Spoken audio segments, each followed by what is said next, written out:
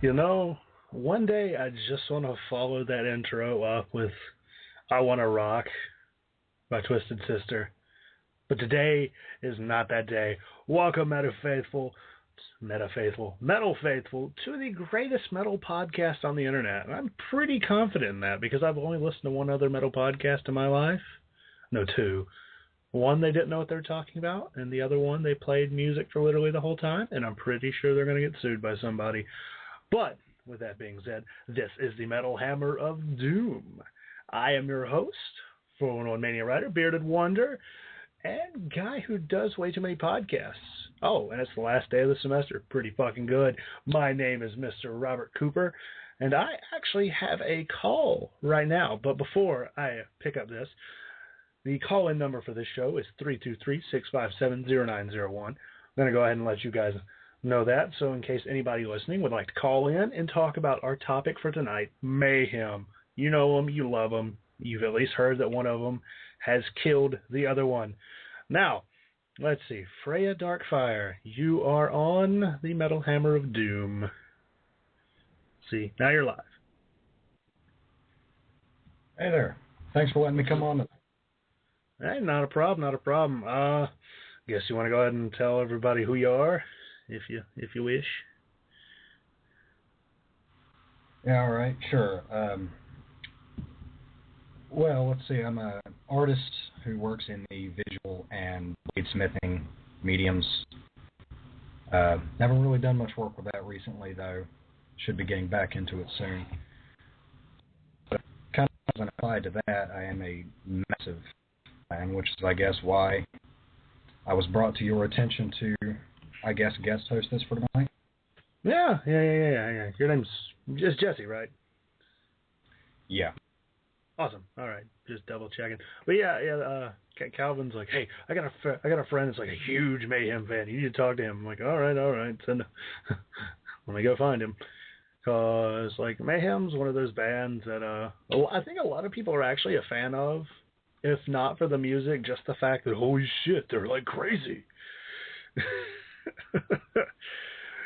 Yeah, that seems to be the one thing that everybody knows about Mayhem. But speaking of Mayhem, what got you into them? Just go ahead and start off with that.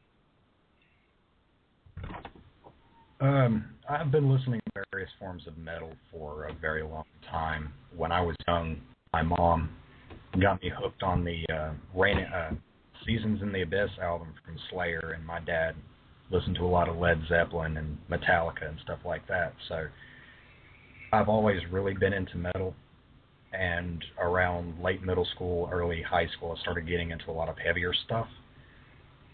And I can't remember when it was exactly that I discovered Mayhem, but I think the first album I heard from them was probably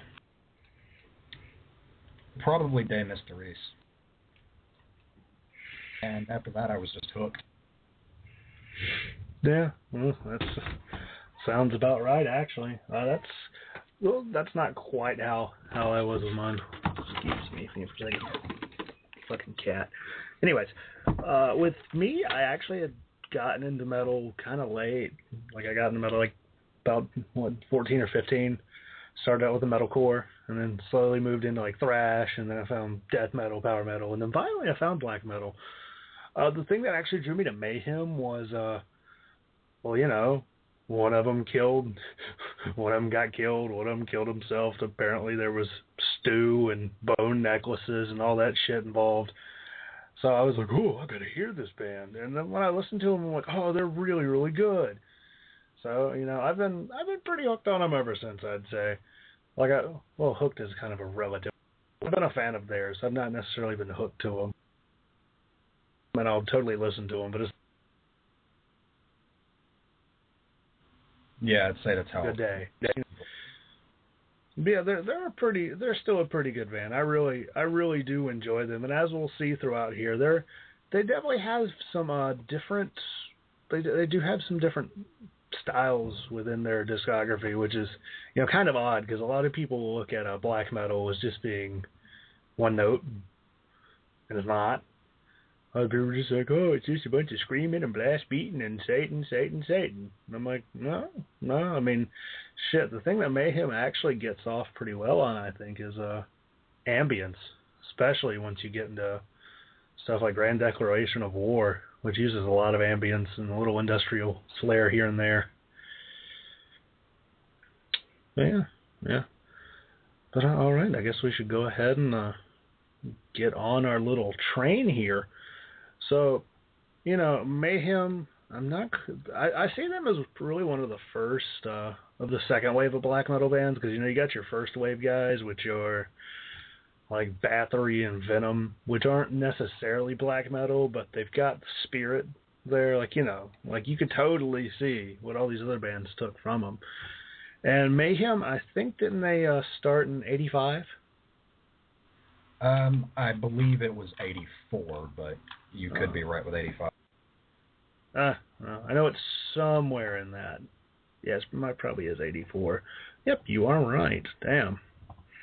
I knew it wasn't 86 because that was when they started releasing demos and stuff. But yeah, they were formed in 84 by Euronymous and Necro Butcher and Mannheim.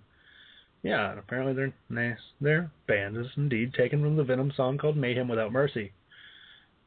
Yeah, I mean, that's pretty... I mean, hell, I just think... I'd say Mayhem's just like a really good description of, the band themselves. Like, a little crazy at times, but always fun.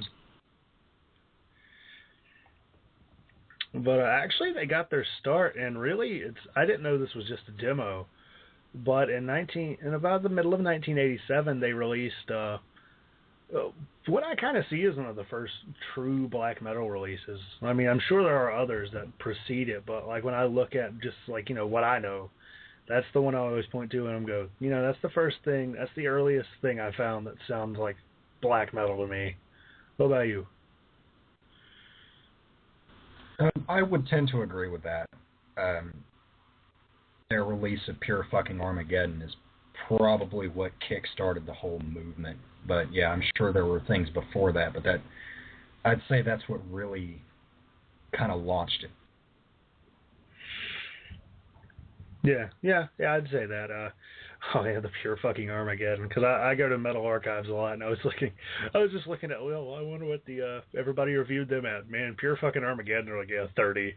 God, it sounded like it was recording in a trash can. And then that recording was played in a trash can, and they recorded that in a trash can. See, that's one of my favorite things about like old black metal. I'm like, oh boy, it was recorded in Oscar the Grouch's trash can. Yeah, but honestly, when I look at Death Crush and I listen to it, it's almost like, I know it's not a pure black metal. It almost, wouldn't you say, it's kind of almost like a blackened thrash in a certain way? Yeah, that would be accurate. Yeah, I'd say.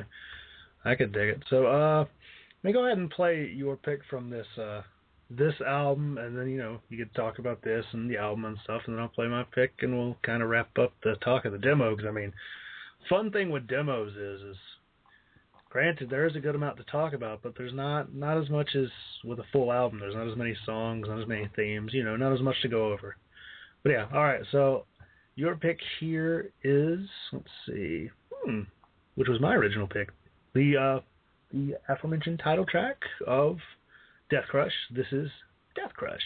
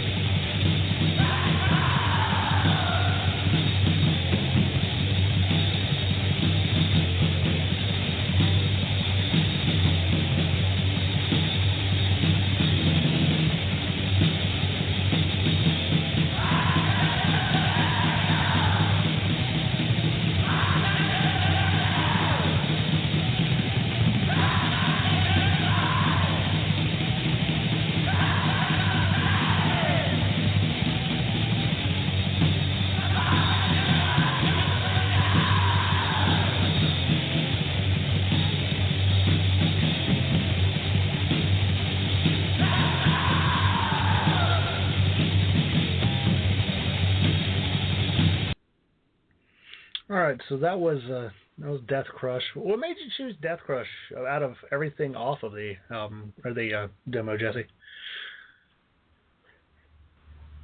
Yeah, it's hard to say, really. I'd say the closest runner-up to my favorite on that album would be Chainsaw Gutsfuck, but I'm not quite. Say what?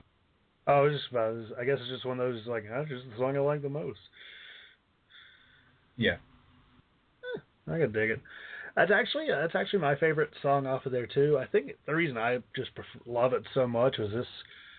Besides Freezing Moon, which we'll get into, the stuff with De Mysterious in not too long a time. But with Death Crush, that was one of the first Mayhem songs I listened to. Besides that, Funeral Fog, and I guess it's just one of those that always kind of.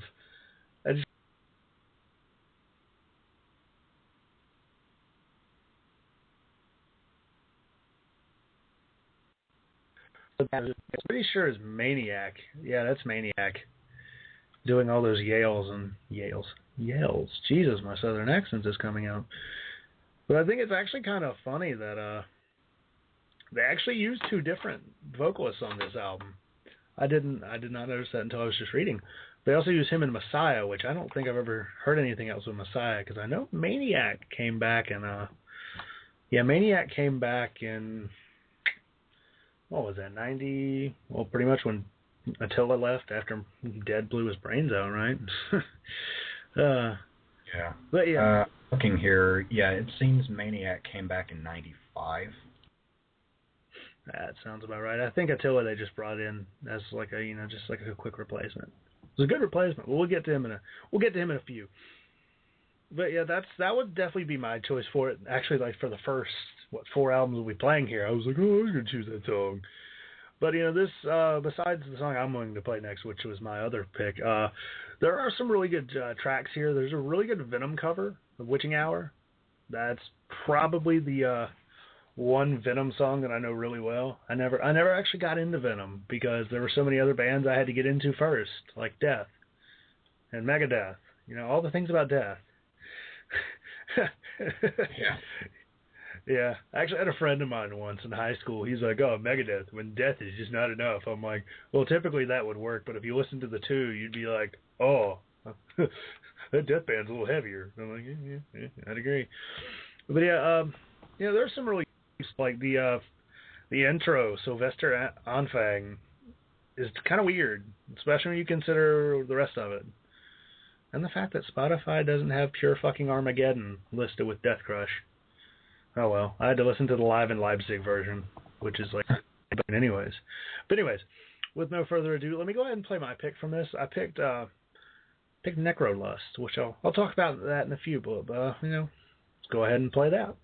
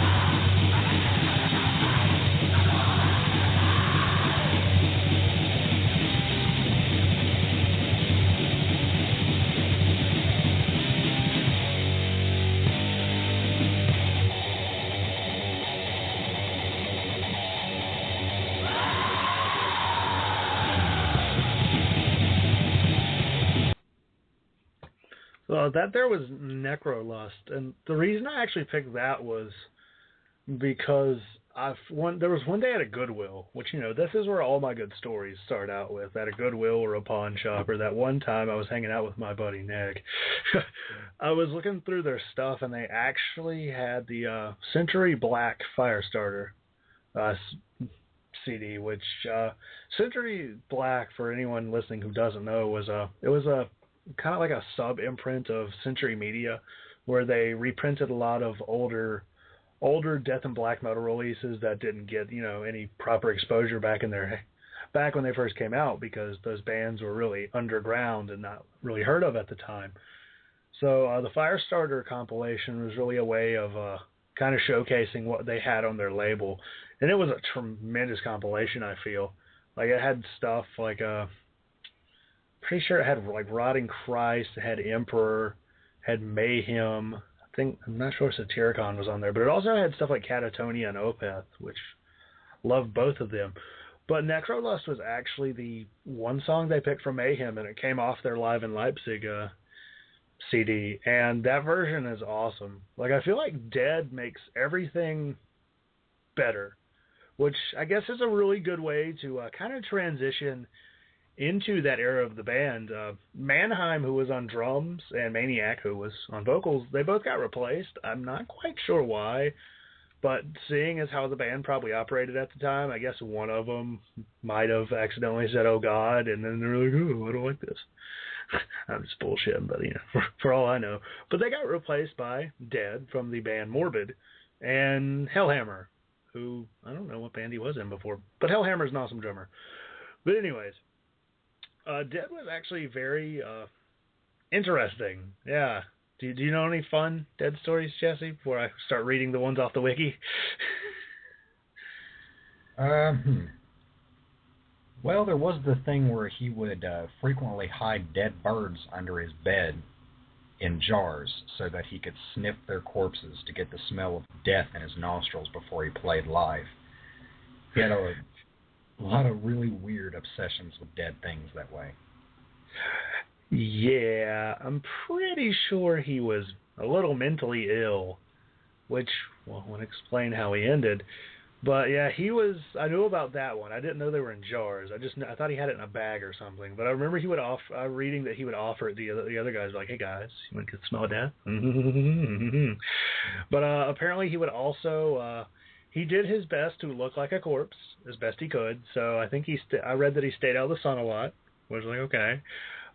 He liked to bury his clothes in graveyards so that he would smell like death. And he was also the first musician, I guess, recorded to wear corpse paint, which is, not quite like what Kiss or Alice Cooper or King Diamond were doing. Like, this was, supposed to look like a corpse. Yeah.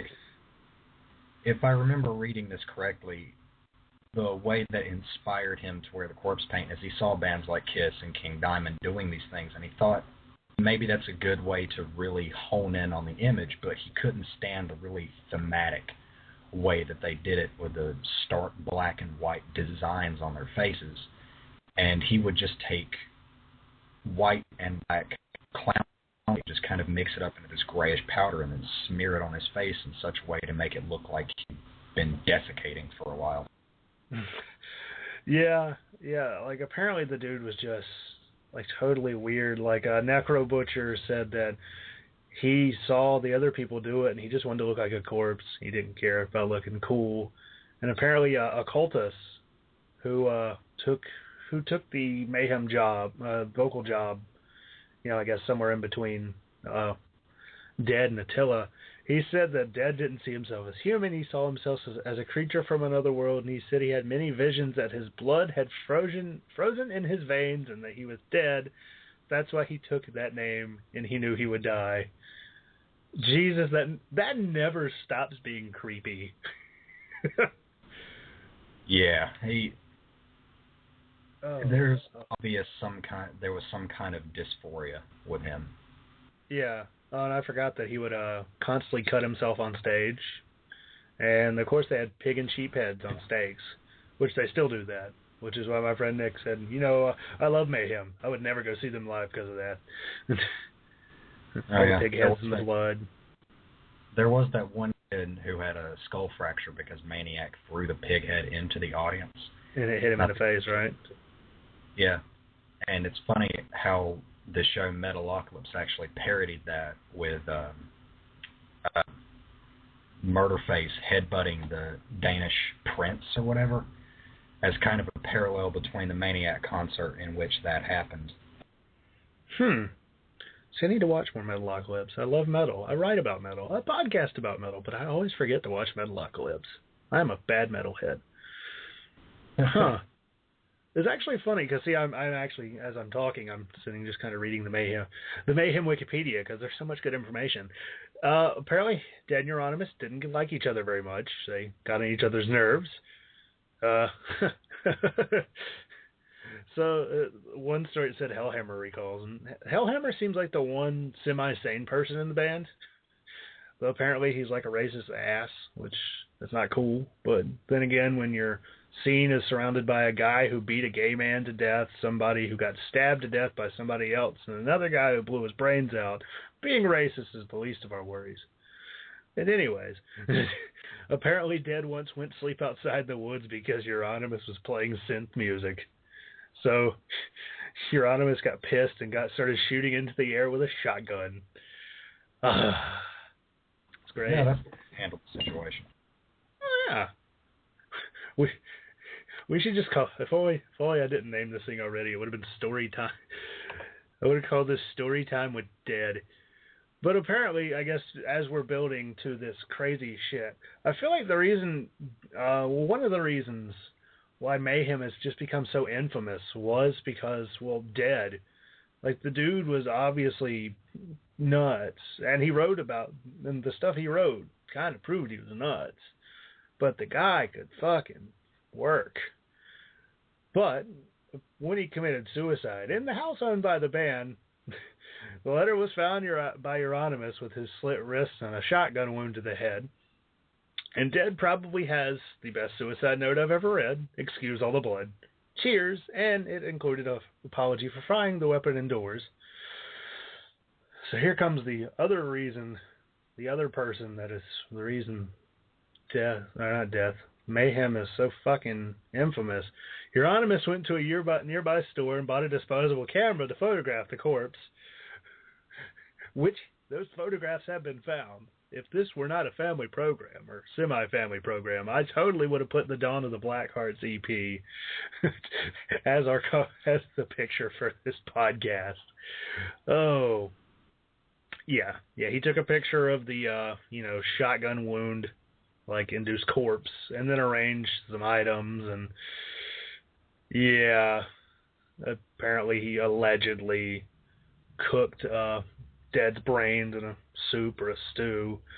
Yeah, a stew, and then made a necklace with bits of his skull. Yeah. The necklace thing has been confirmed, but I don't think anybody has actually come forward and said that Euronymous actually cooked Dead's brains. As far as I know, that's just a myth.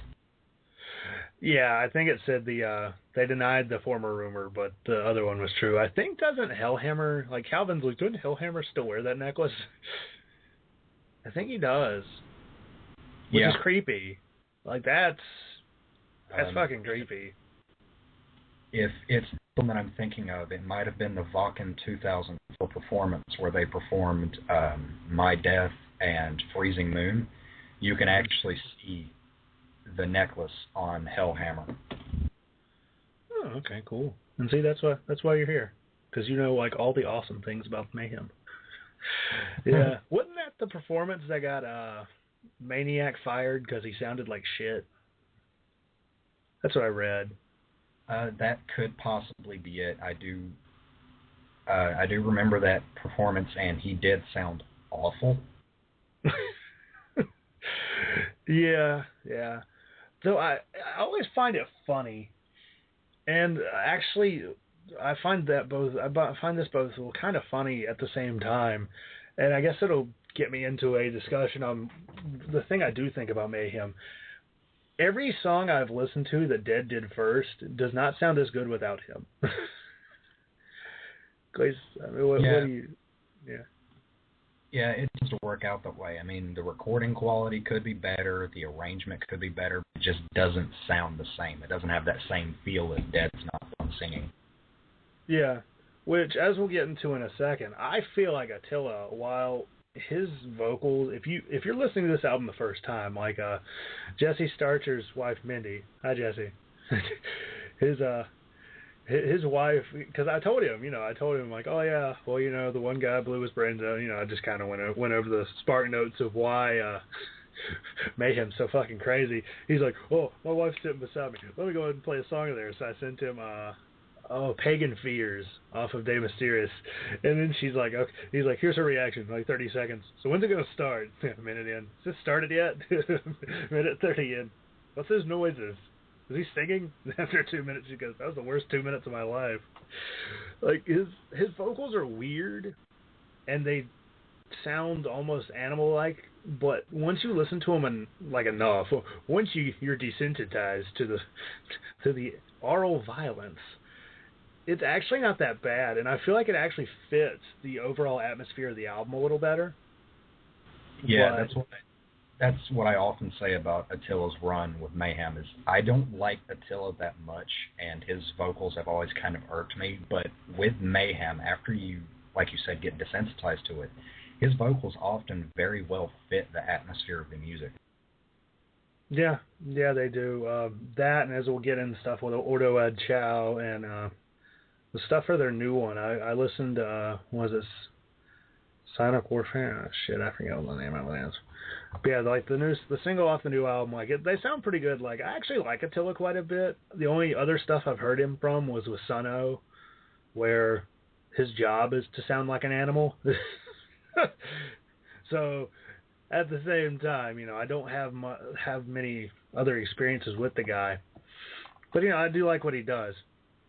But when it comes to Mayhem, I oftentimes find them to be, I hate using this term, a little overrated, which I know you're like a super fan of them, but hear me out. The reason I find them overrated is because I know we've been talking about all these stories and all this crazy shit that happens, but I feel like a lot of times that's all that people really know about the band, and that's why they put them in such a really high category, because they're like, oh yeah, they were one of the originals, and they had such crazy shit going on. They were so good. And while yes, they are an absolutely stellar band, you look at them, their output's a little hit and miss at times, and there's not much of it. Which I think that's some stuff I'll definitely save for the end. But I think when you compare them to bands like Dark Throne and Immortal, and even Emperor, which Emperor has almost the same output, but in a lot shorter of a time, with a few misses, I oftentimes put Mayhem, like they're probably one of my favorite black metal bands, but still I'd probably put like Immortal or Dark Throne over them. But I oftentimes do find Mayhem to be a little overrated. But, I guess defend your band. What do you think? Yeah, in the world of black, I would definitely put somebody like Emperor or Dark Throne or Immortal above Mayhem. The reason I like Mayhem so much, and it always fascinates me to know about the histories of these bands that are really controversial.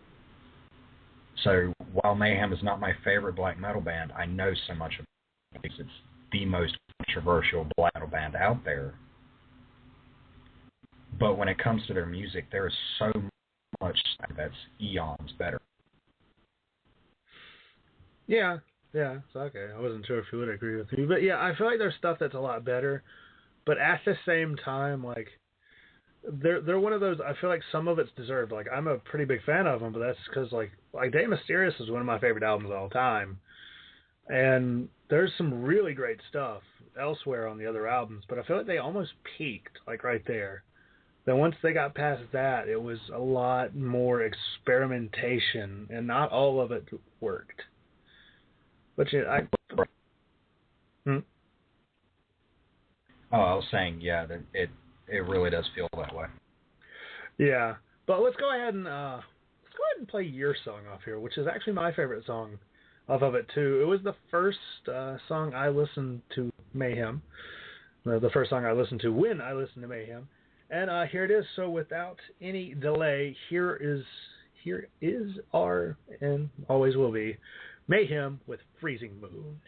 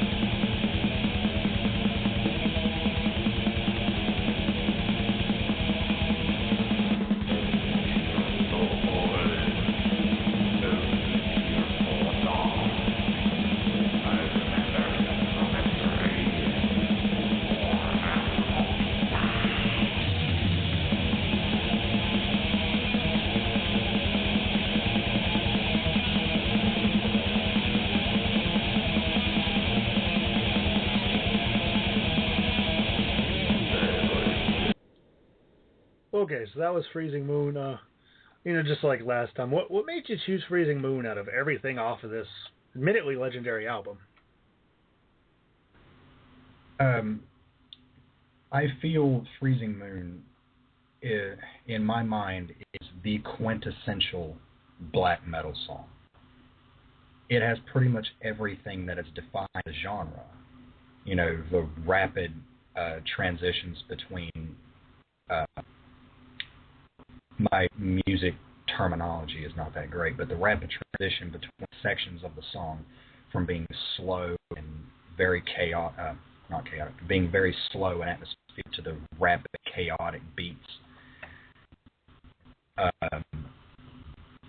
Vocals were one of those songs that when you can actually find the recording of it that Dead made, the Notorious album, its version of Freezing Moon, but Dead's vocals on it, you can't beat. It's really one of those songs that when you think about black metal, if you know the song Freezing Moon, that's one of the first things that comes to your mind, because, like I said, I feel it has everything the genre was originally known for. Yeah, I could see that. Like that's. Oh, sorry, you were cutting in and out a bit, but with Freezing Moon, that's the version, the Live in Leipzig version with Dead, or even the studio version. That's the one I think of, with just crunchy, like just nasty, ghoulish vocals that he's got going on. I love it. Like, it makes me so damn happy, because that was my first experience to it, and with Mayhem and with the band, And I feel like, just kind of like how I am with some of the songs off this album, I feel like some people just never got over the fact Dead didn't record this album. Like I would have loved to hear how it sounded with it, but at the same time, I feel like Attila does get unfairly pushed aside because of it, because it's such a good album. Fantastic. Yeah, I think Attila did a fantastic job, but like you said, I would be very interested to hear, the same, but if they had been able to record it. Yeah. Yeah, like, I mean, I think we can actually get almost the entire album from Dead when you look at stuff like Live in Leipzig, which I'm pretty sure if you compare the two set lists, you're pretty close. Like, yeah, let's see. It has Funeral Fog, Freezing Moon. It doesn't have Cursed in Eternity, and I don't think it has... Well, yeah, they have Pagan Fears. Let's see, does it have Life Eternal? No, but you've got about almost half the album done by Dead. Yeah. Dead, which, I feel like that's a pretty nice percentage considering the guy killed himself. But actually, we have even more fun with Mayhem after De Mysterious, or in between De Mysterious coming out and Dead dying. Apparently Dead's suicide really messed up Necro Butcher, like a lot, so he left. And then Occultus, the guy we mentioned a little earlier, he began doing vocal and bass tracks, but he left because Euronymous was sending him death threats. Guy was a charmer, wasn't he? As far as I understand it, Euronymous was a very violent individual. Like, yeah, like apparently the guy, just what I've read, like the dude could play guitar, but he was a complete and total shithead. Like, yeah, like the fact that he died by being stabbed like 40 times, I kind of saw it coming. By a person who was arguably worse. Yeah. I find Varg very ironic, or Count Grishnackh. Hi, Pat, because you did really Mayhem, Count Grishnackh. But with Varg, I find it almost funny because when I see him now, like, now that he spent 15, 20 years in jail, and there's released a few more Burzum albums after those shitty Burzum albums he released in jail. It sounds like they were made with a MIDI chip. God, those were so bad. But it's kind of funny looking at him now, because now, yeah, he's still not all right in the head, but it's kind of odd just seeing, he's not nearly that bad anymore. At least he doesn't seem like it. The dude's got a kid and family, and, well, if you were following the news last year, him and his wife got arrested, apparently, for holding guns and making threats to Jews, but that was all speculation. Apparently his reputation preceded him, and the French got it. We're like, we are going to arrest you, and then, yeah, that's what happened. But I find it very funny that Varg got brought into Mayhem, which is, just what we need. We have one guy who left because the other guy killed himself, and then another guy came in and he left because the guitarist was a dick. So what do? Let's bring in a bigger dick. Yay. Yeah, and then we have this unnatural attraction to some of the worst members in Black. Yeah, it's almost funny. All we needed is to bring in Samoth and have him kill a gay guy in Mayhem, since he did it in Emperor. And hey, we got a whole Gorgoroth. He would have been equally or from Gorgoroth. Is Gaul that bad? If I remember the story correctly, somebody offended him at a house party, and he held him there captive.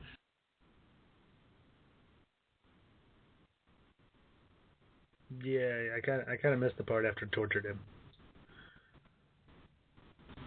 Yeah, like I said, somebody offended him at a house party. I could be remembering this wrong, but based on he killed somebody at a house party after he was offended by the person and tortured him But yeah, let's see. It'll be somewhere in here. But yeah, I got most of that. Yeah. Damn you, internet. I know your pain though. I cut out on podcasts all the time. Oh, let's see. Yeah, he was imprisoned for assaulting a man and was forced to pay like $26,000 for, I guess, doing whatever that is. Yeah, he's actually I remember when him and King of Hell, they got kicked out of Gorgoroth for trying to boot Infernus, and Infernus was like, "Bitch, this is my band." Yeah, black metal. Yeah, I don't know why. Maybe it's just that it's a bunch of crazy white boys in the cold, but some of like the craziest people are in that scene. Like, you don't hear about nearly this much shit in the thrash scene. Like, yeah, you hear about a few people getting drunk and maybe getting a little rowdy, but not torturing, murdering, and death threats all day. Huh. Yeah, you don't even get that kind of thing with death metal anymore. Well, you really never did. I mean, hell, you had members of the black metal scene who had planted a bomb underneath Deicide's stage one performance. Oh, I didn't know that. Yeah. That's something. Jesus. That's like fucking horrible. Oh, Jesus. Anyways. Yeah. I didn't know that. That's like impressive and like awful at the same time. Anyways. Yeah, so they brought in Varg, aka Count Grishnackh, on bass, and Blackthorn, who is a guy named Snore. That's an interesting name, from the band Thorns, and they played rhythm guitar, and he played rhythm guitar and Varg played bass, and then they brought in Attila, who was from the band Tormentor. I've never listened to Tormentor. List of things to do. Add it on there. But yeah, they released the band. The band released the album, and apparently the album cover, you see that cathedral on there, is called the Nidaros Cathedral, was the Euronymous and Grishnackh. They were going to blow that church up. Unfortunately, some things got in the way. Like, apparently, good old Varg Vikernes traveled 518 kilometers. That is a long fucking way. Wow, that's a long way. Yeah, all the way to Oslo, and the two got into a confrontation, and then Varg stabbed Euronymous, and he was stabbed 23 times. 2 in the head, 5 in the neck, and 16 in the back. And apparently, Varg claimed that Euronymous had plotted to torture him to death and videotape the event, using the meeting about an unsigned contract as a pretext. But yeah, that happened.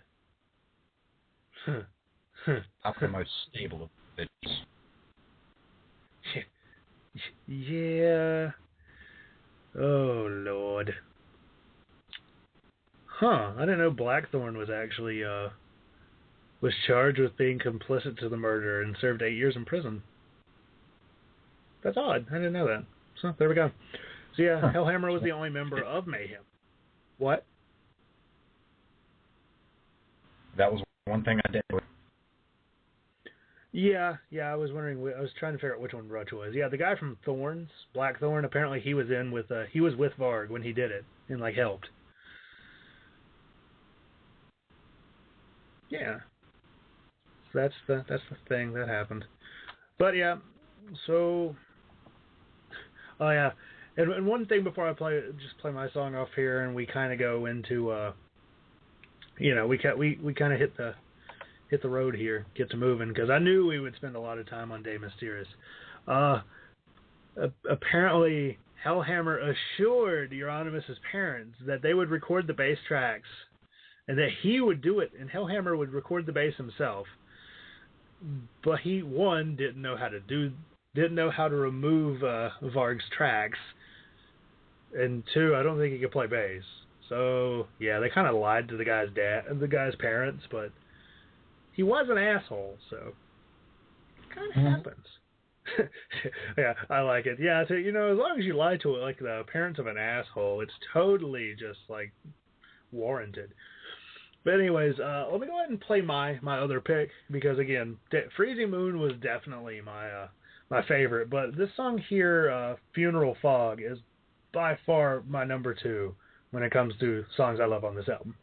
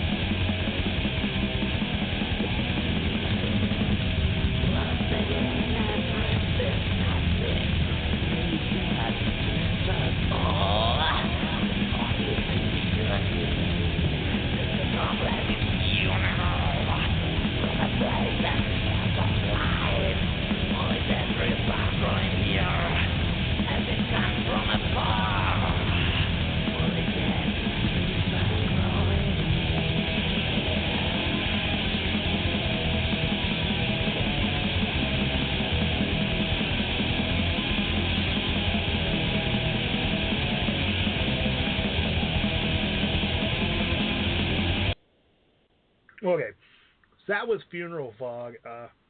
I haven't listened to the Attila version nearly as much as the Dead version, because nothing makes me as happy on that album, especially, or at least in that song on the Dead version where Dead's just like, Funeral. I love that. And I don't feel like I hear that as much on the Attila version, because that's not what Attila does. He sounds like a dog with a steak. He does. He sounds like a growling dog. He's like, I'm like, oh, okay. You have your steak there, Attila. Have fun.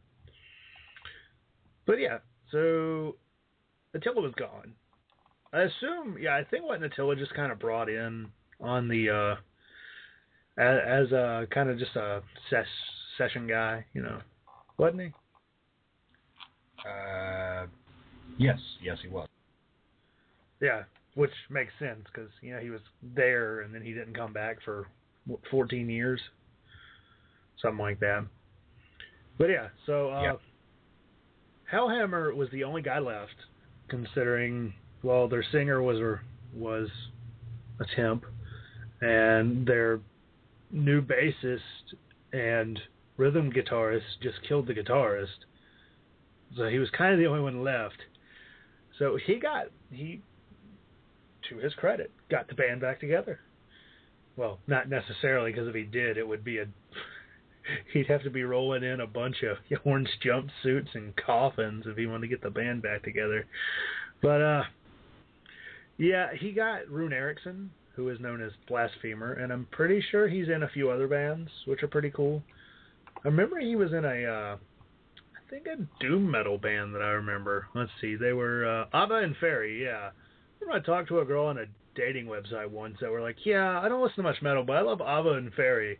And then I looked at their, who's in the band, I'm like, oh, I have to listen to them now. They have the guy from Mayhem.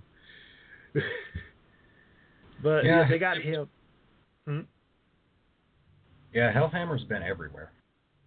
Yeah. Oh, no, I was talking about Blasphemer. Oh, Blasphemer, okay. Yeah, Rune Eriksson. Though, yeah, Hellhammer has been too. Like, he's probably one of my favorite drummers. The ones on the side I write for 401 Mania, I put him in my top 5 drummers. And some guys like, yeah, Frost could kick his ass. I'm like, well, I don't think I listened to enough Satyricon to know. But yeah, he got Blasphemer and then brought back Maniac and Necro Butcher. So, you know, it was almost just like a reunion for 3 of them. But they got everything back together, which is, you know, pretty good for them. And then they released Wolfslayer Abyss, which actually I didn't plan on talking about, but then when you included I Am Thy Labyrinth in your list of songs for me to upload, I'm like, fuck it, why not talk about Wolfslayer Abyss? You know, what do you think about it? It's definitely unique. It's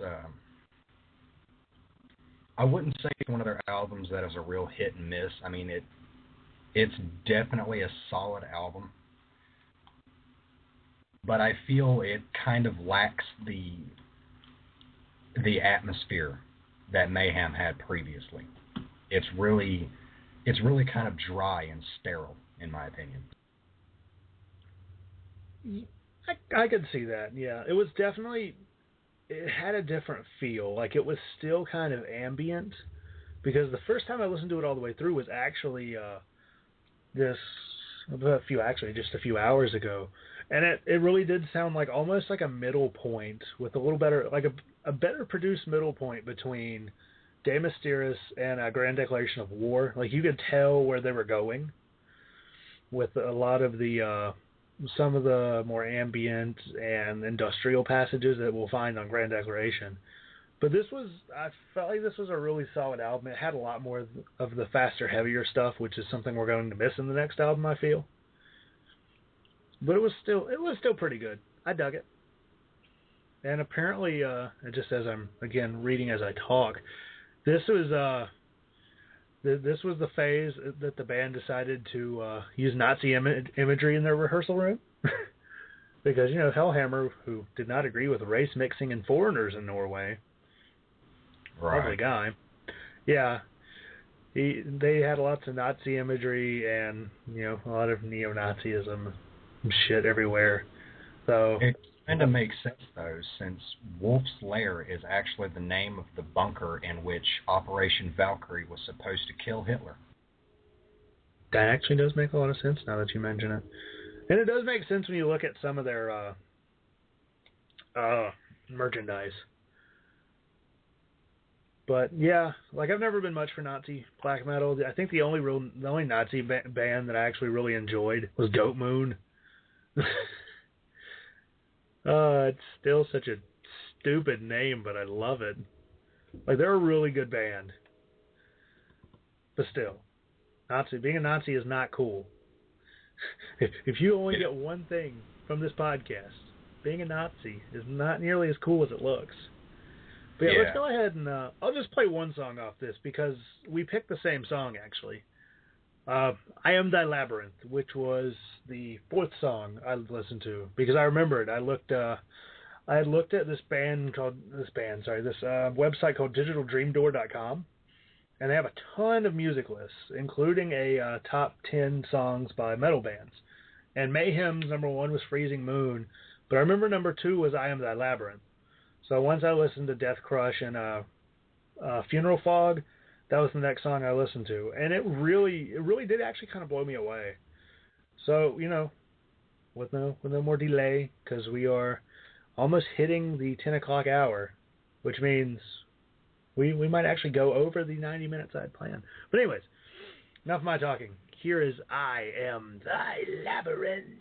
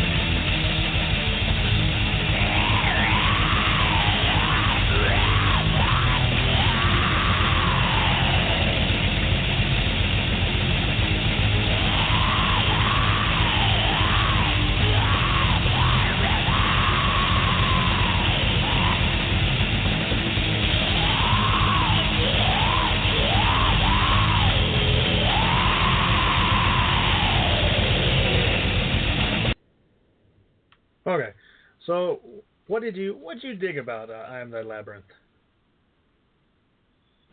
It's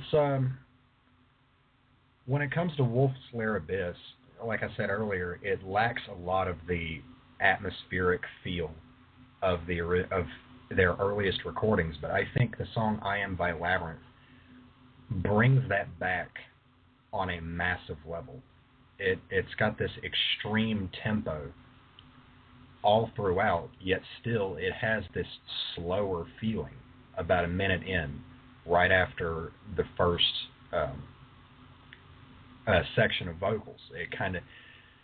It's still going mind-numbingly fast, but there's this slow melodic feel behind it, and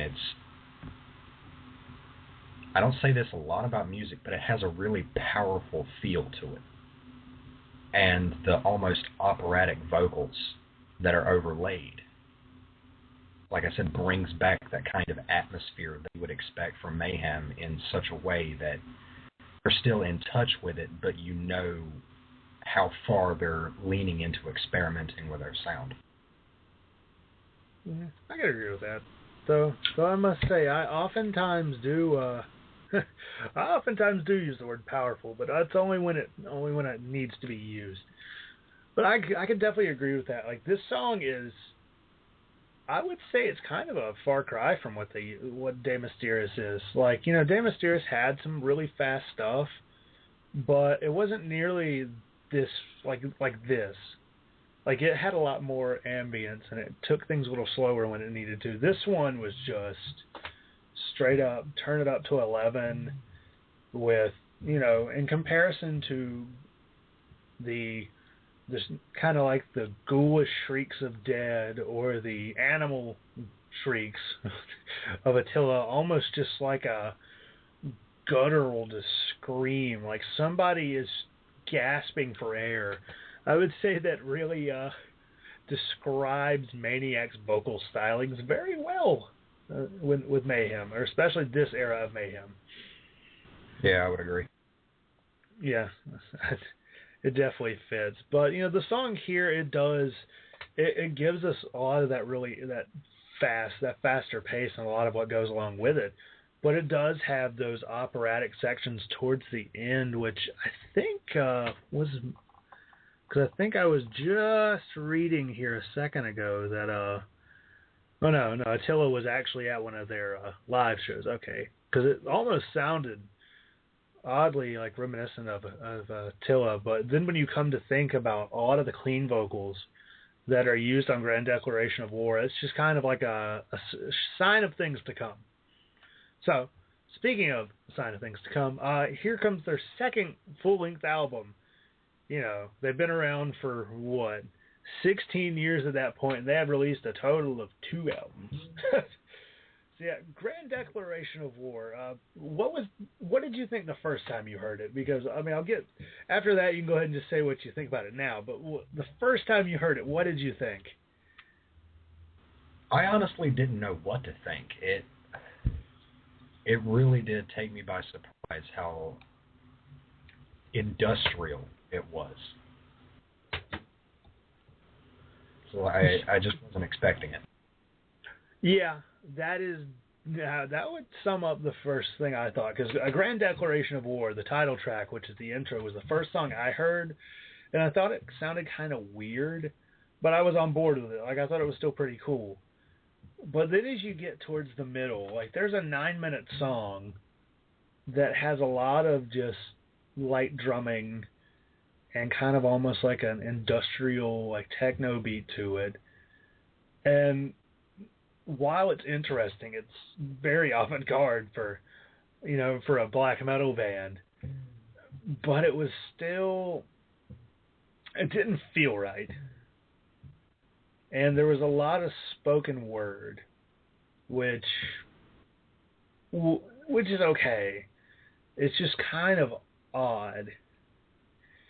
Yeah, like the first time I listened to this album, I was just like, I didn't know what to think, because I came in expecting the sequel to De Mysterious and got, I still don't quite know what, like experimentation gone awry. And I feel like this album actually really, this is going to sound kind of bad and a little over dramatic, but I feel like it really does kind of hurt their legacy, just because they went ahead and made their, they made their reload, their, kind of like all those bands in the late 90s did. They kind of went and tried to do something different. But this was only after this was the second album, and they're already doing something different.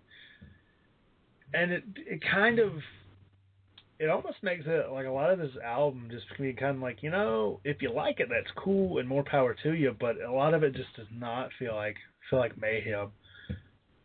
But, those were my first thoughts on it. Like, my thoughts now were that it's still a good album.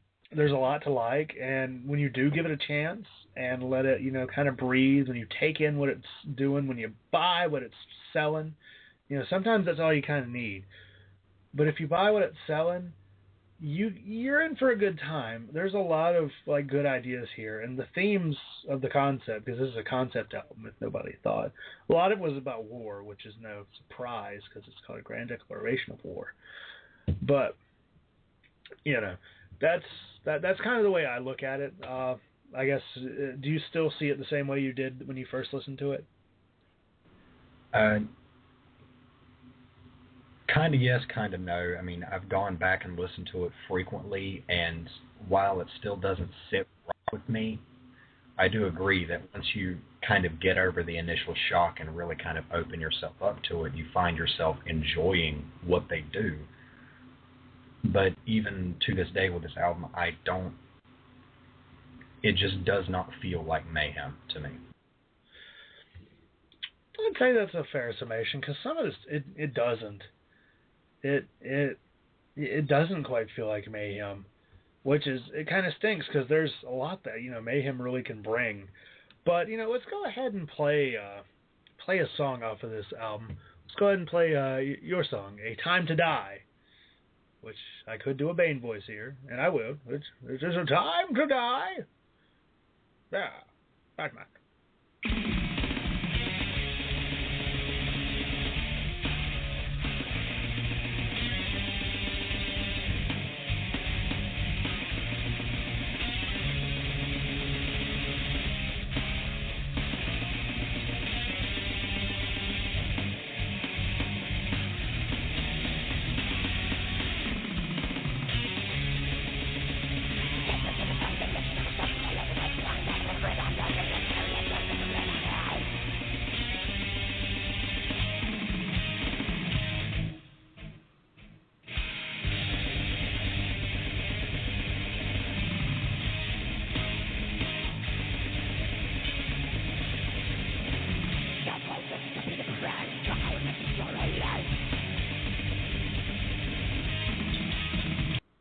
Yeah, see, I can only play half of that, and that's not even 2 minutes. Because if I played that whole song, like Mark, hi Mark, the guy who runs this channel, it's like the fucking, government can slap him with something. So yeah, what made you choose? I think I know why you chose A Time to Die, but I'm gonna go ahead and ask, why did you choose A Time to Die? I feel it does a really good job in creating this creepy kind of controlled chaos. Like, if you could effectively transcribe this to be used in a horror film, it would work, bar none. And I think in the history of Mayhem, they've always had this kind of quality to them. Like, you could very easily use the elements of their music to make a great horror score. And I think A Time to Die really nails that. Yeah, I could definitely see that. I thought you were going to say that this song sounds like Mayhem. It does. Yeah, because the song I chose was the title track, and I'm just gonna for the, I guess just for time. Well, I'll go ahead and play it. But I was thinking about not playing it, and then I'm like, we still got time. But I thought that was actually the song I was going to choose, because I'm like, yeah, that's like the song that's very, very black metal-y rather than kind of a progressive ambient thingy. That's right, I'm using correct metal terminology with the word thingy. So, with all of my correct terminology intact, here is the title track off of A Grand Declaration of War, titled A Grand Declaration of War.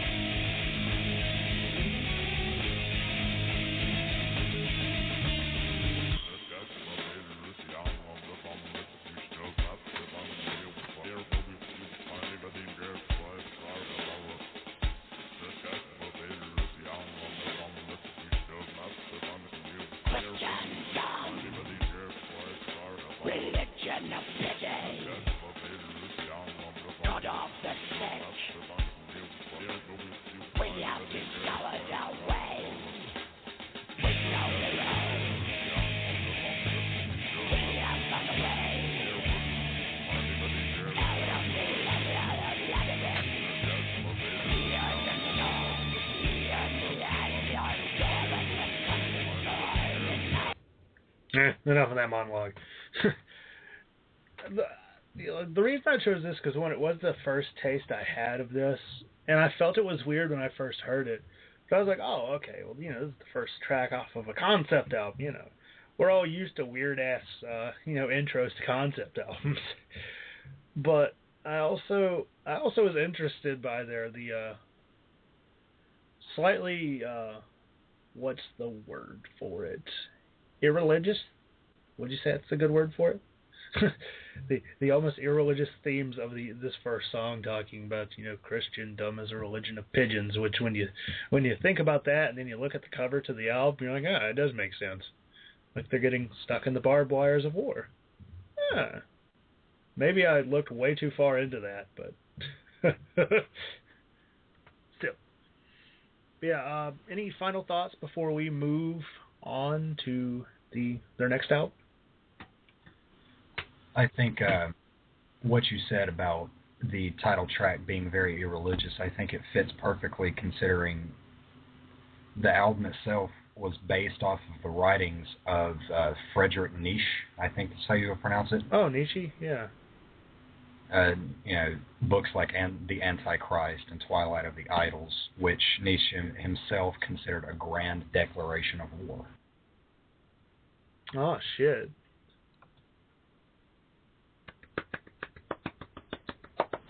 That was me clapping. I didn't know that. I'm impressed. I was like, damn. That's like some good shit. But yeah, I'd say that's a fair summation of it. Though I did think it was kind of funny that when I was reading, the information on the band as we were talking, just kind of refresh, talking about how no members of the band are Satanists anymore, which I'm like, oh, that's good. If you're a Satanist, that's cool and all, but a lot of times the Satanists in the black metal community tend to go a little far, like try to kill each other. It's not good. But yeah, all right. So on to the next album, Chimera. This was actually the first Mayhem album I ever owned, believe it or not. Because I wanted to get De Mysterious, but there was a guy on eBay called Mr. Vittler. He doesn't do it. He doesn't sell anymore, which makes me sad. But with him, I used to be able to get. I would get shit like this. I actually got a Rotting Christ CD that I broke because it was in a cardboard sleeve. Remember, kids, if you're listening, if you're using a cardboard sleeve to protect your CD, you're probably gonna break it. Word for the wise. Broke my Rotting Christ CD. That's like a $10 CD. Fuck. Anyways, the dude would sell metal albums, starting at a penny, and his shipping rates were like $3 with $1.50 on each CD after. I would get like fucking 20, 30 CDs from that guy for $50. Like, Christmas time was great for me. And Chimera was actually one of the first albums I got from him. And as soon as I popped it in, I was like, oh, wow, okay, this is a lot different. Because we went from, that black metal, like, the whole black metal thing, the second wave sound that came from De Mysterious and Death Crush to a very, very ambient and progressive and very different sound that you got from Grand Declaration to here, which I almost feel like is a slight, I don't want to say reverting, because reverting makes it sound like they're going backwards. I don't feel like they're going backwards. I just feel like they're kind of returning to their roots a little more, which I approve of. I don't know about you. What do you think about Chimera? I agree with that assessment. I never felt of it as them kind of falling back on something that they know would work better. I think they knew what worked between the start of the band and all the way up to Grand Declaration War, and they mixed everything that worked from those originals to come to what we have now, which is Chimera. Yeah. Like I feel like almost don't you think almost as we'll get to Ordo Ad Child, would you say they've almost done a loop? Like they've come full circle? Oh yeah, it definitely feels that way. Yeah. But yeah, so let's go ahead and play. Let's go ahead and just start out our conversation with a song, since that's usually what I do, but we haven't done that yet. So let's go ahead and play the song that we mentioned earlier when we mentioned their Wacken performance. Here is My Death.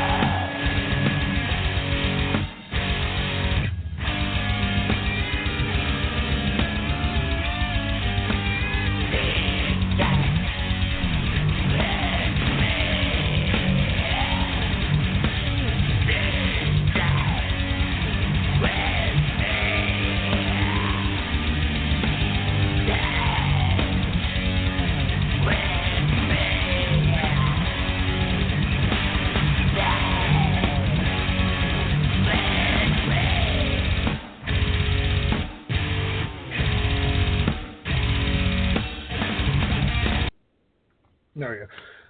So out of, as I've been kind of reciting the same script for each album, so out of everything off this here great album, made you choose My Death? I don't know. I really enjoy Chimera all the way through. And, you know, in recent Mayhem albums, that's really difficult to say, especially with something like Grand Declaration. But My Death it somehow ended up as being my go-to song for this album. I don't know why. I think the blistering speed of it combined with it's creepy in some parts and it's uncomfortable in other parts. I don't know. It just happens to be my favorite on the album. Oh, okay. I wasn't sure if it had anything to do with the aforementioned Wacken performance. You know, I actually haven't listened to Chimera as much as I should have, considering I own the album. But again, when I did mention I had like 30 album lots that I would get, yeah, I still haven't made it through all those. because I have the problem, and I'm sure we all have that problem. Like, you know, if you're if you're a gamer, you're a music fan, you like movies, like, you know, you'll get a lot of them at one time, and then you'll watch or listen to a few of them, but then you'll go back to the stuff you love anyways. So it's like you get like a backlog, got like 100 CD backlog at this point. Sorry. What?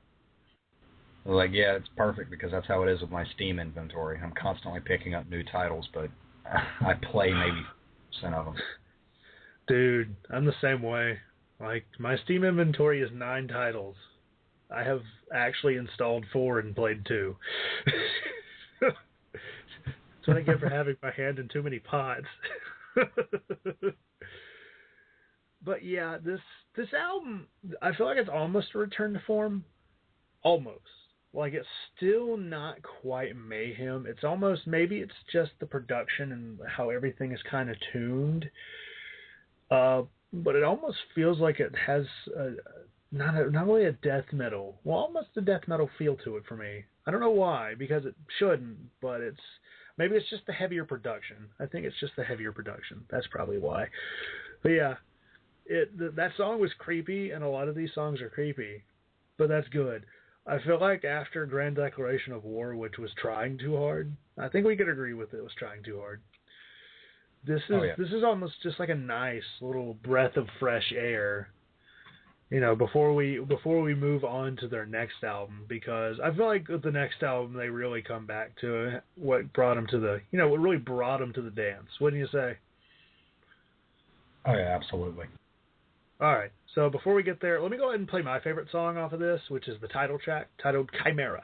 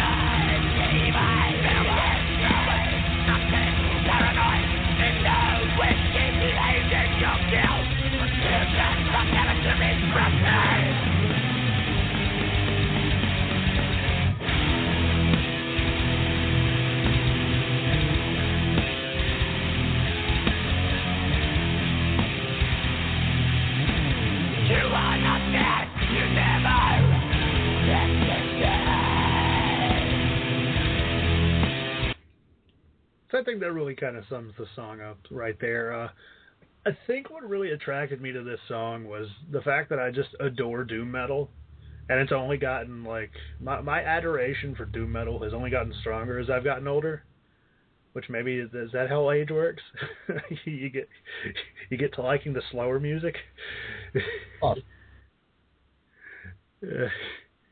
The Chimera, I also found the themes interesting in that, because I never got until I think I was looking at it was during a Monday Night Metal thing with Metal Chris.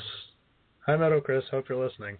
During the Monday Night Metal days, I could have swore maybe somebody requested this, and the phrase "you are not dead, you never existed" started making a lot more sense. God, Jesus. Yeah, it's one of those songs where there is a lot going on that you have to parse out of it.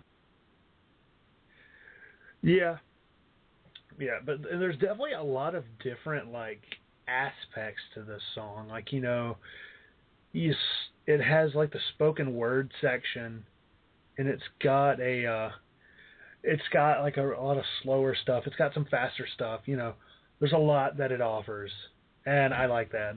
You know, I love the fact that it's got so much to offer. That's probably when I feel like music's at its best, when it offers more than one thing, unless it's shitty, and then I don't like it as much.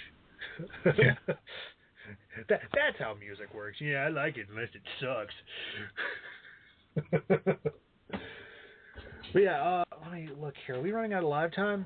Ah, shit, we got literally a minute of live time here. So, anybody listening live, like Jesse? Hi, Jesse. It's good that you stepped in right when you did. Make sure you come back for us as we talk about Ordo Ad Chow, and maybe we even talk about our thoughts and hopes on what we're going to get with Esoteric Warfare. So, about 50 minutes now, just come on back to the old Radulich and Broadcasting Network, and look us up. I definitely appreciate the listens. It makes me feel good. And yeah, while I'm doing this, let me go ahead and plug up my laptop. I forgot to do that. Professionalism. What is it good for? Absolutely nothing. So, with that being said, Ordo Ad Chow. I'm assuming, were you a fan of Mayhem by the time Ordo Ad Chow came out?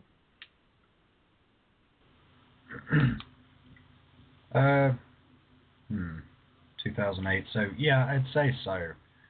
I was already listening to stuff like Old School Demu and Immortal. Cool. And Behemoth by this point. So okay, yeah, because I was going to ask you, like, coming into this album, knowing when it's coming out, I feel like it's better to get the perspective of somebody who was there for when the album comes out. What did you expect to come out of this? Like, what were you looking for in this album?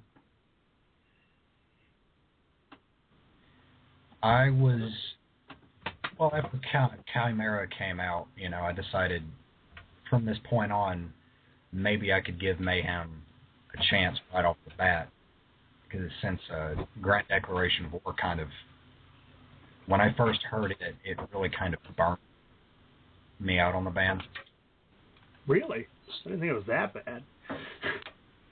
Well, it's not that it was bad, it's just it was shocking to me that this is what they had turned into. I can see that. So that when Chimera came out, it told me that they still got the potential of putting out something great. And I think it fulfilled that hope with Ordo Akea. Oh, is that how it's pronounced? I have no idea, honestly. I just know it's. See, I always thought it was dog. That's what they were talking about. Order of the Dog. It very well could be. Well, hey, you never know. I mean, we are talking about the band where everybody killed everybody, so who knows? But yeah, see, I never looked at it like that. But then again, as I've come to have more experience with a lot of bands, like because I've been writing about metal for about almost 2 years now, and as I've slowly started noticing throughout my experience as a fan, as it's grown, I've noticed that a lot of times, like, there's nothing as awesome in music as the anticipation of a new album. Because one way or the other, you just feel like there's something that you're there for, like that you're witnessing, that you could say, oh, I was there when that album came out. Like when Surgical Steel came out, or late last year, I was just so excited. I'm like, oh, dude, this is the comeback for Carcass. It's going to be so great. Because I've heard so much about Carcass. I've never given them much of a chance, because it's like I've been saying about a lot of bands. There's so many bands for me to get into. I can only listen to so many at a time. was like, it's going to be so good, it's going to be awesome. And then when I listened to it, like, I fell in love with it because it was like, I felt like I was almost a part of it just because I was there to witness. So I feel like that's always why it's good to, why it's good to get the perspective of somebody who was there. At least, even if you disagree with saying, it's a different perspective. It's something you have experienced. But I could definitely see that because Chimera was, like I said, it was almost like a breath of fresh air. I could say that just listening through the discography today, because I did a whole run through today of Grand Declaration had good moments, but I don't feel like an album is constituted as good when I had good moments. Maybe if I said great moments, I would be like, yeah, it was a good album. It was a solid album. It wasn't necessarily good. There were problems. There was stuff in there that just didn't work. But at the same time, I feel like I really have to just give it to them for trying. Because sometimes you just kind of give them participation medal because they tried. And next time they'll knock it out of the park. And this time with once Chimera came around, they were getting close. They hit the double. But then Ordo Ad Chow, I feel like, was full circle. Like, it wasn't as good as De Mysterious. Nothing really will be, I feel like, from Mayhem. Like, maybe Esoteric Warfare will be. But I don't know. But with that being said, let me go ahead and play your song off of Ordo Ad Chow, Wall of Water. Love that name.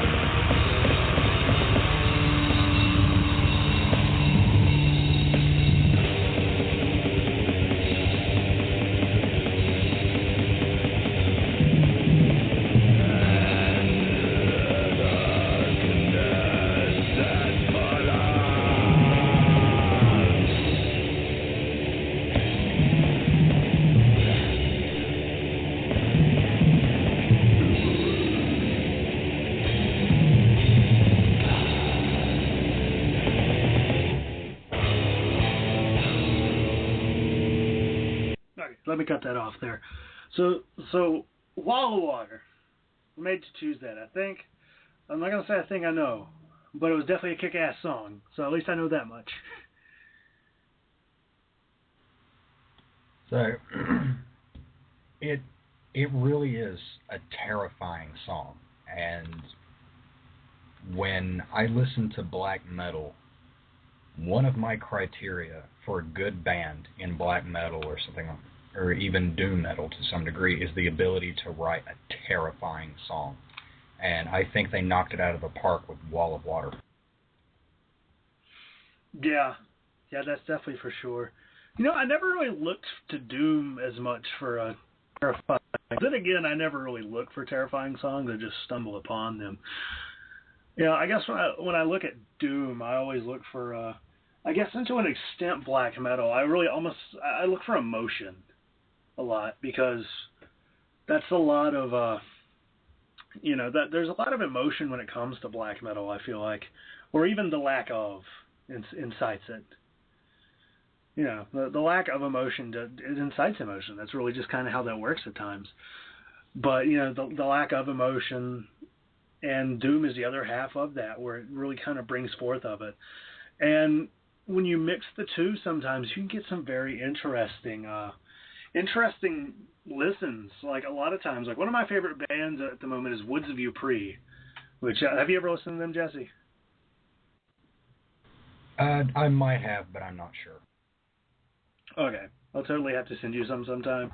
Like, a lot of, like, the last two albums were very doomy, but their singer, drummer / guitarist, David Gold, he wrote a lot about, you know, like losing people and dying and death, and, you know, a lot of the stuff that you will see in a lot of, like, the black metal stuff, but it was handled differently, you know, very carefully, artistically.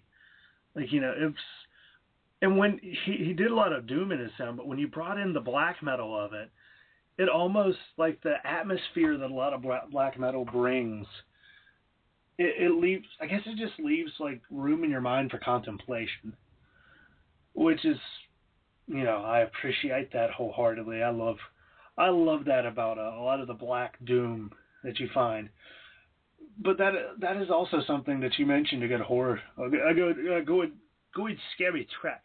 I don't know why I just switched to that one. I guess it's because I just mispronounce things. But, you know, that's definitely very horrifying.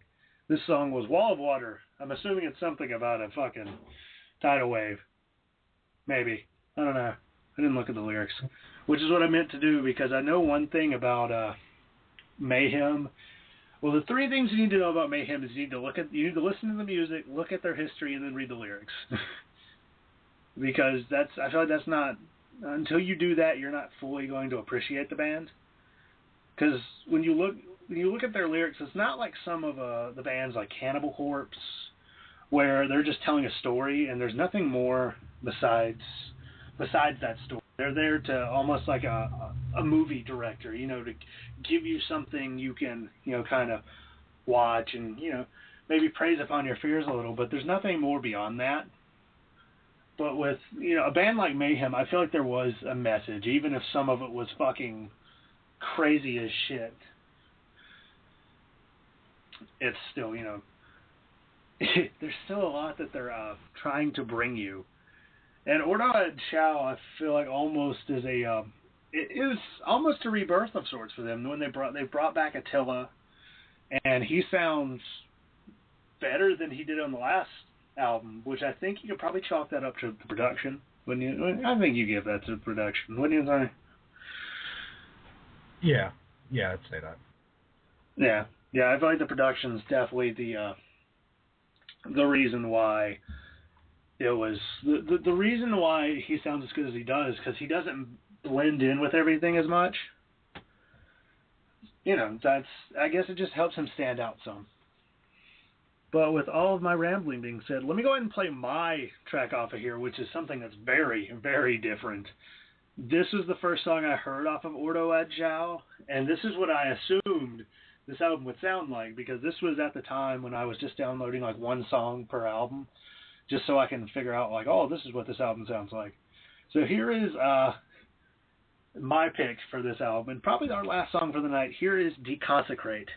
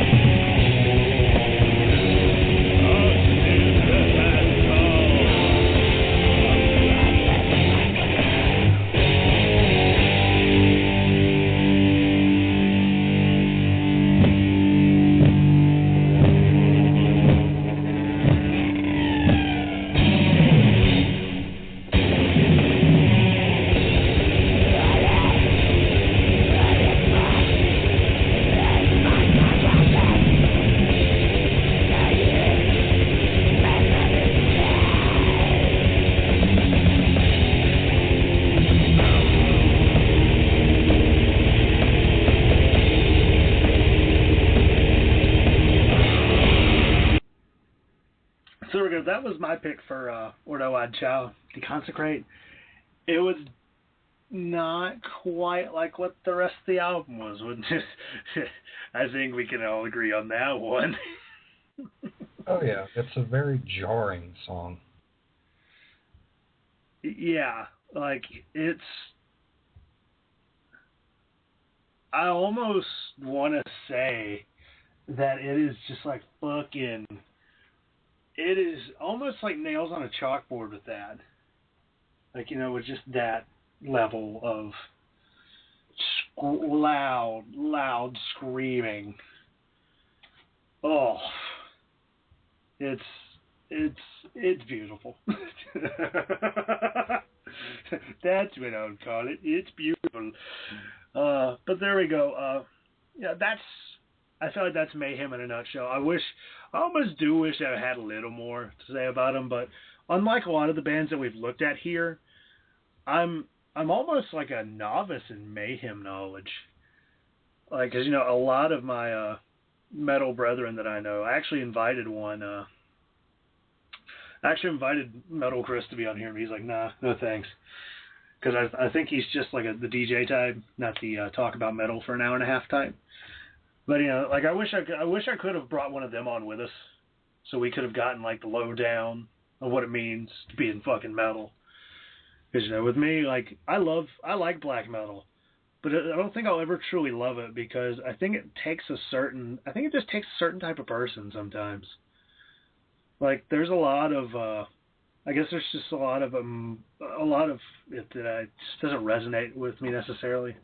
A lot of that misanthropy, because I like people, which is weird, because I shouldn't like people. But yeah, anyways, it was a really awesome time having you on. It was great having you on. So, is there anything you'd like to plug? I don't know. Nothing of my own. I mean, you've talked to Calvin before, and of course he's got his video game channel on YouTube, Turbo Button Show. I don't really have anything of my own right now. I mean, I am in the process of starting my own gaming channel, but it's a few months off. Awesome. If you ever need anybody to come talk Castlevania, let me know. It's definitely that's one of the that's the game series I have latched on to over the past year. I'm in love with it. Yeah, since I sat down with any Castlevania, honestly. Dude, go find Symphony of the Night. Like if you have a 360 or a PS3, it's probably be about $10 on the Xbox Live Arcade or the PlayStation Store. But it is probably one of the best games I've ever played. Like it's Metroidvania, which if you've ever played like Super Metroid, it's a lot of the in the style of that, but with like gothic atmosphere and amazing music and vampire killing and vampires and that sounds interesting. I'm gonna have to check that out. The last game I actually played was Lament of Innocence. Yeah, that one was. I like that one, but it wasn't the best representation. 3D Castlevania is usually not that great unless you're thinking like the Lords of Shadow game that I really like. Like I felt like Lords of Shadow 2 got a unjust ass whipping because the ending wasn't that great and some of the game did feel like it ended abruptly and there were some other problems with well, I have problems with it. I just can't think of them at the moment. Because I'd give the game probably about a 6.5 or 7 out of 10, which is coming from a fanboy. But I still don't think it deserves that 4 out of 10 that Edge Magazine gave it. Not cool, bro. So you get nothing else? Well, then again, you're probably not like me who has like his hand in every fucking cookie jar on the internet because he has too much time on his hands. Yeah, really the only thing that I have are art galleries on DeviantArt for some of my metalworking, but I haven't updated my DeviantArt page in maybe a year or so. Yeah. Oh, well. But still, thanks for being on here, man. It was awesome.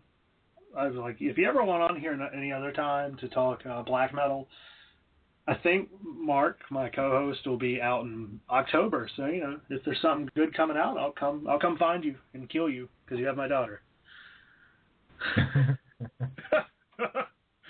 Sorry. Every time I say I'll come find you, I immediately make a reference to Taken. So, all right, as for my plugs, there is pretty much the whole Radulich Broadcasting Network, which is what this podcast is on. It's a great network. That's where pretty much everything that I do is on there. There's this podcast, the Metal Hammer of Doom. It'll probably be back in 2 weeks. It'll be at a different time though because I got a job. Yeah. So yeah, first job, pretty fucking sweet. But the only downside is I don't get off till 10, and I probably wouldn't be able to start the podcast till 10:30 or 11.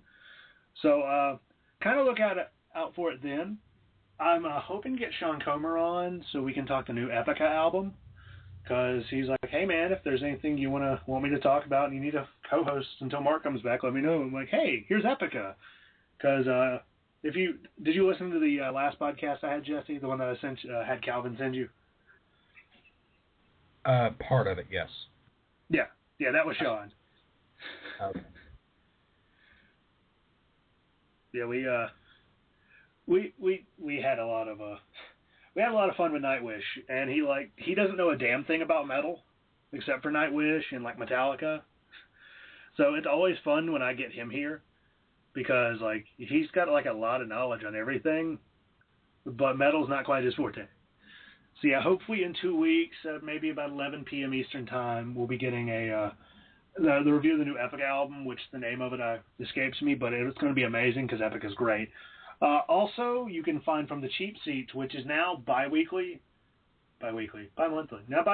yeah. It's every other week on, it's pretty much going to be next Thursday, because on the weeks that I have Hammer of Doom, I don't have Cheap Seats and vice versa. Yeah, it's myself, Jason Teasley, and Jesse Starcher as we swim our way through the sports news and football, because we love football, a lot of football, fuck yeah, football. So, and there's also My Baby, the Sentai Rider podcast, where myself, my best friend Hunter, and our friend Michael, we talk about tokusatsu, which is Japanese Power Rangers. You know, it's, Power Rangers, and then you've got Super Sentai, Kamen Rider, Ultraman. Godzilla's coming out. If we all go see it, we might review that too. Godzilla's coming out.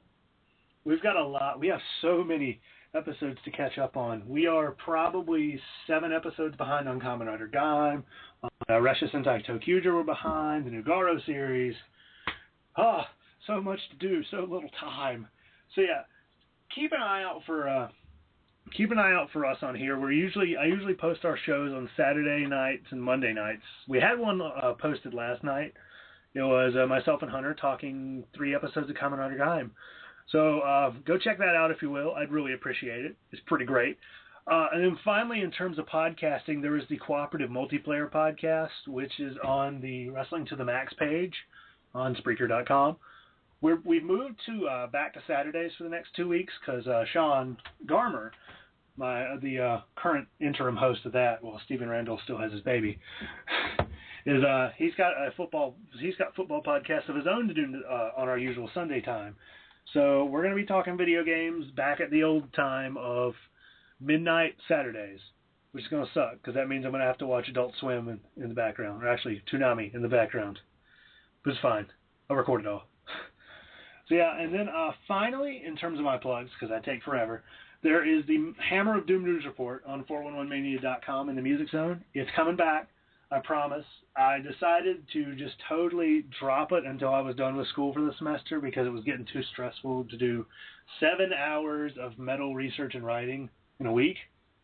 I decided I'm going to wait until I have nothing else to do, and then I'm finally going to just get back in there. And now I've done it. And I'm almost done with school, and I'm so excited to be talking about metal again. Like, so many things have happened, and so many things we need to talk about, so many albums I need to talk about. Oh, I'm so happy. So yeah, I'll be looking out for that in the next probably 2 weeks, because I have exams next week, so it's not coming out next week, and maybe not the week after that, but it'll be soon. Trust me. It's going to be pretty awesome. But that is all for me. Let's see. Look next week. Next Tuesday will be the Long Road to Ruin with Sean Comer and Robert Winfrey as they talk Nightmare on Elm Street, I think. They do part 1 of that series. So if you're a fan of that, check that out. And in 2 weeks, we'll have Epica. So with all of that being said, for my friend Jesse here, who I thank for showing up and keeping me company and dropping awesome black metal knowledge as well as knowledge on Frederick Nietzsche. Is dropping all that on us. I am the Metal Coop, Robert Cooper. And to steal my partner's tag on, be well, be safe, and behave. But to add my own part, keep the metal faith alive.